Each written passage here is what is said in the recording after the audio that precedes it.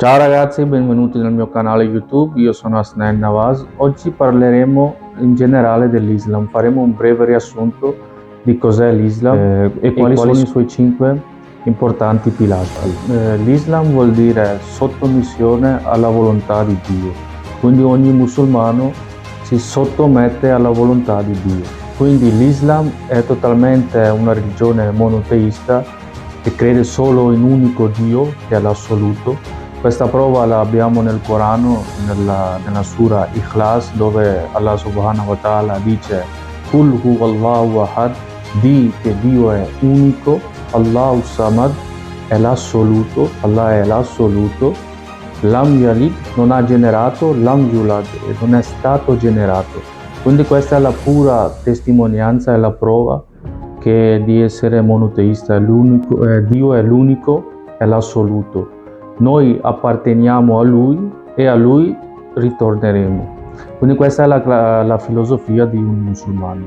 Nell'Islam ci sono 5 pilastri importanti. Prima di tutto è la testimonianza, dire a Dio che non c'è divinità all'infuori di Dio, Allah, e il profeta Muhammad, pace e benedizione su di lui, è l'ultimo messaggero di Allah.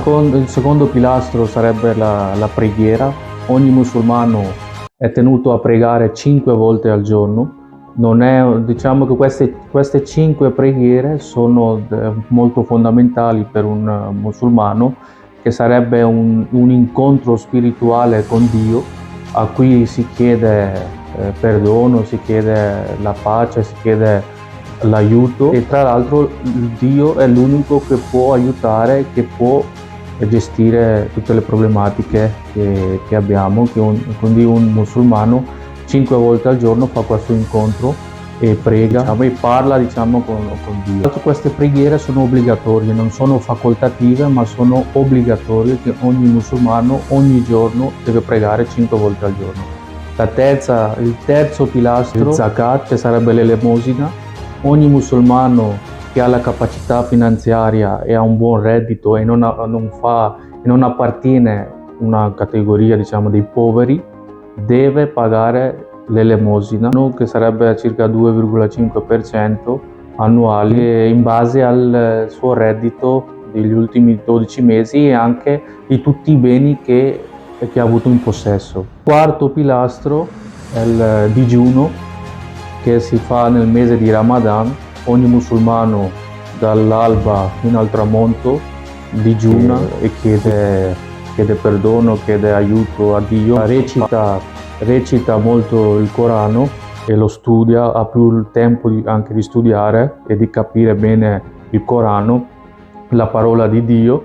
Il digiuno aiuta molto l'autocontrollo della persona, quindi il digiuno abbiamo visto che non è praticato soltanto dai musulmani, ma anche dalle altre religioni, in quanto aiuta molto l'autocontrollo. In più, scientificamente è stato anche approvato che elimina tante malattie, aiuta molto il nostro organismo, quindi è molto utile e molto sano per la nostra salute. Il quinto e l'ultimo pilastro sarebbe il pellegrinaggio, che ogni musulmano nella sua vita deve andare a fare il pellegrinaggio in Mecca.